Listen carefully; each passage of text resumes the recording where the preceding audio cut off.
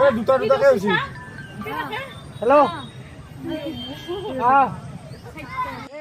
Hello' নমস্কাৰ, মই হিৰকজ্যোতি দাস। এয়া হৈছে পলাশবাৰী সমষ্টিৰ এটা দৃশ্য। আৰু পলাশবাৰী সমষ্টিৰ কিছু সংখ্যক ঠাইত এনেকৈ হাতী ঘূৰি আছে।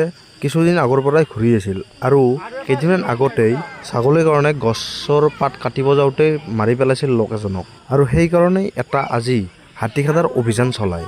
আমি চাম এতিয়া কি হ'ল এই অভিযানত। এয়া আমাৰ জুইলৈ খেদি খেদি গৈ আছে হাতীবোৰক।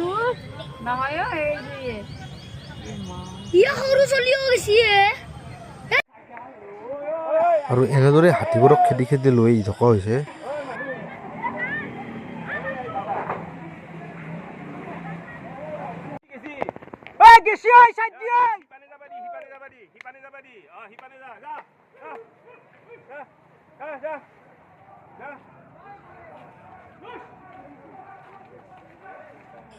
আৰু ইয়াতেই আছে হাতী খেদা টিম, 25জনীয়া টিম এটা।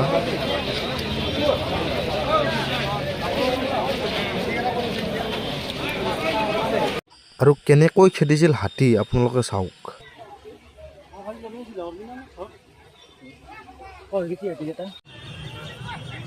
এইগিলা কৰ মানুহ আৰু এই জোৰে কি কাৰণে হেৰি দিছিল নেকি?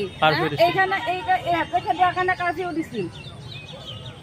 আৰু কোন কোন জড়িত আছিল এই অভিযানত?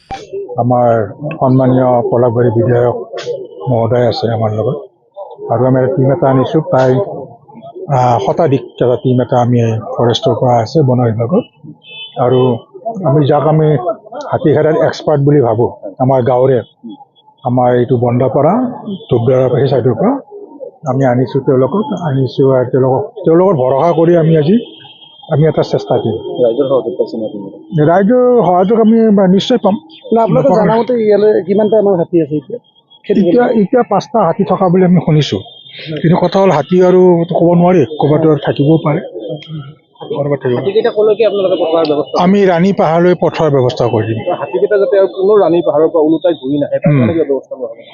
সেইটো এতিয়া আমি ক'ব নোৱাৰিম, সেইটো কাৰণ ধৰক ৰাণীত ৰাখিব লগা হ'লে সেইটো আমাৰ ঊৰ্ধ্বতম কৰ্তৃপক্ষই এইটো চিন্তা চৰ্চা নিশ্চয় কৰি আছে। এতিয়া আজিতো আমি ৰাণী পাহাৰলৈ পঠাম আৰু নিশ্চয় সেইটো হ'ব। সেই তাতে হাতীকেইটাক তাতে আমি ব্লক কৰি ৰখাৰ কাৰণে আমি পিছত চেষ্টা কৰা হ'ব।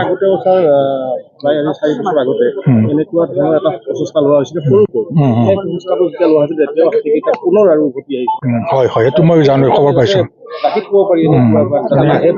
সেইটো আমাৰ এইটো চিন্তা চৰ্চা এটা চলি আছে, আৰু এটা পাৰ্মানেণ্ট চলিউশ্যনৰ কাৰণে নিশ্চয় আমি এটা ভাল এটা হেৰি পাম খবৰ।